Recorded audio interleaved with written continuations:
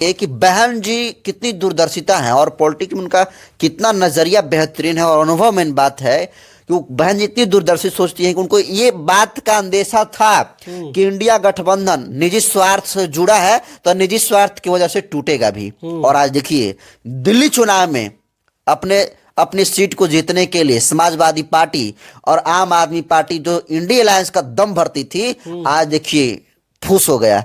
और ये सिर्फ फूस दिल्ली के चुनाव में नहीं, आप बिहार में भी देख लीजिए। तेजस्वी यादव ने क्या कहा कि महागठबंधन जो था, इंडिया अलायंस बना था लोकसभा चुनाव के लिए, वो बीजेपी को हराने के लिए बना था। हम लोग बिहार में स्वतंत्र हैं, यानी और क्योंकि Bahujan Samaj party India alliance की तरफ से तमाम ऑफर मिला, लेकिन बहन जी इस बात को उनका अंदेशा था कि आज तो बुलाएगा, राजनीतिक सफलता ना मिले वो अलग बात है, लेकिन ये एक दिन निजी स्वार्थ की वजह से जुड़े हैं लोग तो निजी स्वार्थ की वजह से टूटेंगे। और आज देखिए बहन जी की बात सत्य निकली और तमाम इंडिया अलायंस के घटक दल चारों खाने चित हो गए।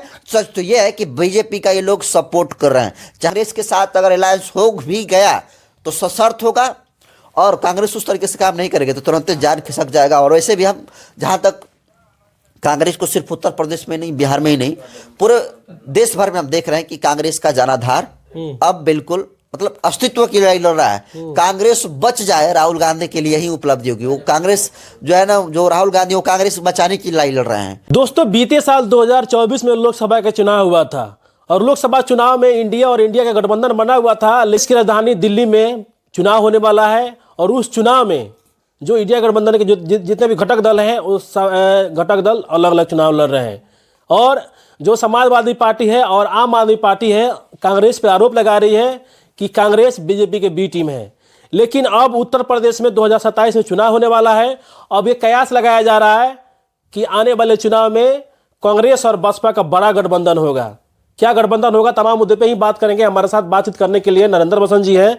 नरेंद्र बसंत जी, जब लोकसभा का चुनाव था तो इंडिया और इंडिया गठबंधन बना हुआ था, तमाम पार्टी के लोग इंडिया में थे। लेकिन जब विधानसभा का चुनाव आता है तमाम पार्टी अलग अलग चुनाव लड़ते हैं। लेकिन जब देश की राजधानी दिल्ली में चुनाव हो रहा है तो समाजवादी पार्टी और आम आदमी पार्टी कांग्रेस को कह रही है कि बीजेपी के बी टीम है। लेकिन अब उत्तर प्रदेश में चुनाव होने वाला है 27 में। अब ये कहा जा रहा है कि बसपा और कांग्रेस दोनों के साथ गठबंधन होगा और दोनों मिलकर उत्तर प्रदेश का विधानसभा का चुनाव लड़ेंगे। क्या कहिएगा? देखिए बहन जी का तो मैं पहले तो सल्यूट करना चाहता हूँ इस बयान के लिए कि इंडिया गठबंधन को लेकर बहन जी ने पहले ही इस बात को कहा था कि ये इंडिया ठगबंधन है, ये सब लोग स्वार्थ से जुड़े हुए हैं। और देखिए आज इनकी निजी जो स्वार्थ है वो स्पष्ट हो गई। सारे लोग एक साथ मिलकर इंडिया अलायंस के जितने सारे घटक दल थे सभी लोग मिलकर भाजपा को परास्त करने की बात कर रहे थे। और आज क्या हो रहा है दिल्ली में, सब लोग एक दूसरे के ऊपर आरोप प्रत्यारोप लगा रहे हैं। वो उसको चोर कह रहा है, उसको चोर, वो कह रहा है वो बीजेपी की टीम है, वो कह रहा है ना वो बीजेपी का टीम है।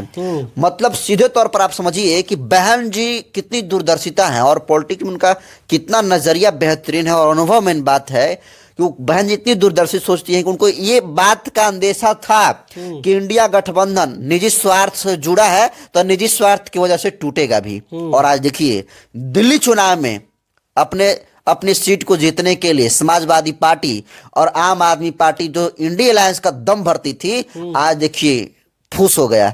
और ये सिर्फ फूस दिल्ली के चुनाव में नहीं, आप बिहार में भी देख लीजिए। तेजस्वी यादव ने क्या कहा कि महागठबंधन जो था, इंडिया अलायंस बना था लोकसभा चुनाव के लिए, वो बीजेपी को हराने के लिए बना था। हम लोग बिहार में स्वतंत्र हैं, यानी उन्होंने स्पष्ट कर दिया है कि बिहार में आरजेडी अकेला भी चुनाव लड़ सकती है। इसका मतलब ये कि ये लोग बीजेपी को हराना ही नहीं चाहते हैं। इस देश में अगर कोई बीजेपी को सही मायनों में हराना चाहता है तो एकमात्र बहुजनों की पार्टी है, बहुजन समाज पार्टी।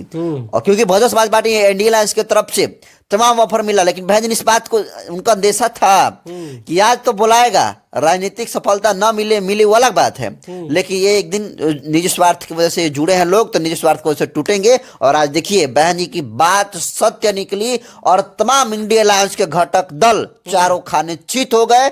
सच तो यह है कि बीजेपी का ये लोग सपोर्ट कर रहे हैं, चाहे आम आदमी पार्टी हो या फिर कांग्रेस हो, समाजवादी पार्टी हो, जनता दल यूनाइटेड हो और आरजेडी के भी जो लक्षण है उससे ये स्पष्ट हो गया है कि ये लोग तमाम बीजेपी को ही मदद कर रहे हैं, क्योंकि अगर सही मायनों में बीजेपी को हराना होता तो इस देश की सबसे ज्यादा जिनकी आबादी है बहुजन समाज के, दलित समाज के लोगों की, तो दलित समाज के लोगों के जो नुमाइंदा नेता हैं उनको इंडिया अलायंस में शामिल किया। आपने देखा कि सारे जाति के नेता थे लेकिन मुस्लिम और दलित नहीं थे इंडिया अलायंस में। अभी बताइए कि जहां मुस्लिम और दलित ना हो, इस देश की सबसे बड़ी आबादी है इन दोनों की, वो भाजपा को कैसे हरा सकते हैं? संभव नहीं है, और हुआ भी ऐसे, नहीं हारी भाजपा।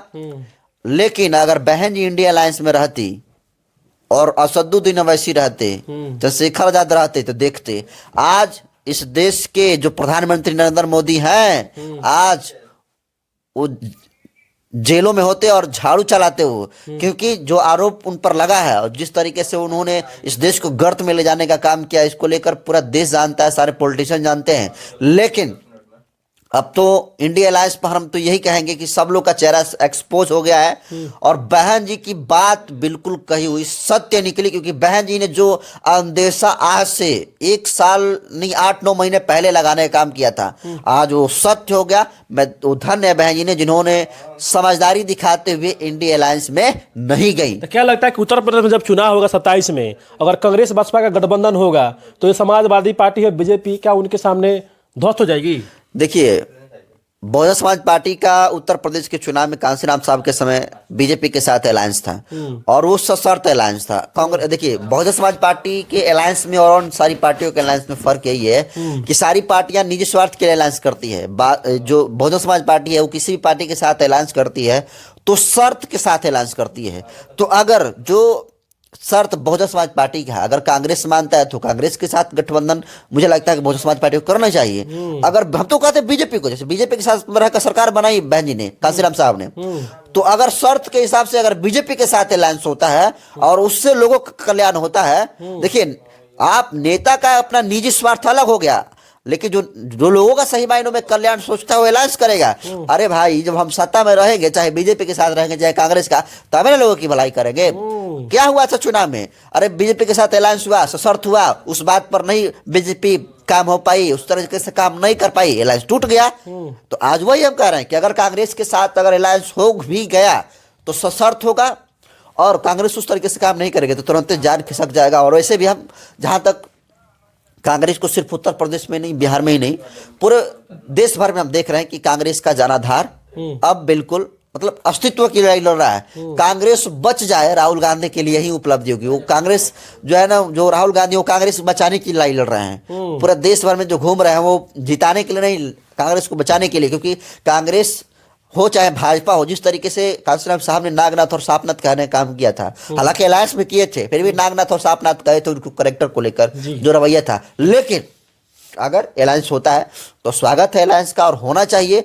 लोगों के कल्याण के लिए हो तो नेता लोग अपने निजी स्वार्थ को छोड़कर अलायंस करना चाहिए। अलायंस करिएगा, अरे भाई उप मुख्यमंत्री भी बन जाइएगा तो लोगों का भलाई करिएगा नहीं जी। आज जो सड़कों पर उतरना पड़ रहा है, इस्तीफा दीजिएगा तो हाहाकार न मच जाएगा। इसीलिए अलायंस मुझे लगता है जरूरी है, क्योंकि सत्ता में रहेंगे तभी कुछ कर पाएंगे।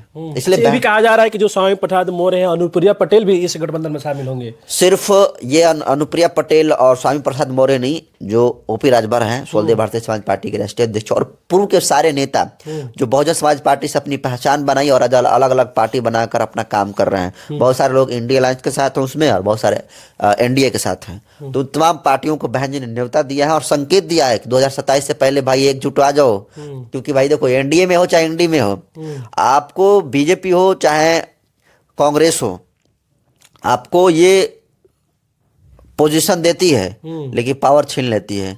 ये बात को बखूबी अच्छी तरीके से तमाम एनडीए के घटक दलों को पता है, इंडी के गठबंधन के तमाम घटक दलों को पता है। इसलिए किसी भी शर्त पर ये लोग का गठबंधन कारगर नहीं होने वाला है। और बहन जी के बाद सत्य निकली, और बहन जी अगर चुनाव लड़ती हैं तो निश्चित तौर पर उत्तर प्रदेश में हम तो कहेंगे कि बहन जी जैसे सभी लोग को बुला रही हैं, उन सभी लोग के लिस्ट में मुझे लगता है कि चंद्रशेखर को भी शामिल करना चाहिए। और जो गए हैं एनडीए के साथ और जो है जिनसे मन मुटाव थोड़ा सा हुआ, वो पहले भी जो रिजाइन बनकर चलो, उनके भी बहन जी को आह्वान करके बुलाना चाहिए, और वो आएंगे सारे लोग। तो देखिए, इस तरह से एनडीए का भी जनाधार खत्म होगा और इंडिया अलायंस का भी जनाधार खत्म होगा। तो मुझे लगता है कि अगर ये बहन जी काम कर लेती हैं चुनाव से पहले, जो कि अभी कर भी रही हैं, तो निश्चित तौर पर बहुजन समाज पार्टी उत्तर प्रदेश में हुक्मरान बनने जा रही है और दोबारा चीफ मिनिस्टर 5वीं बार बहन जी को बनने के लिए मैं अग्रिम बधाई भेजता हूँ। चलिए, बहुत बहुत धन्यवाद बसंत।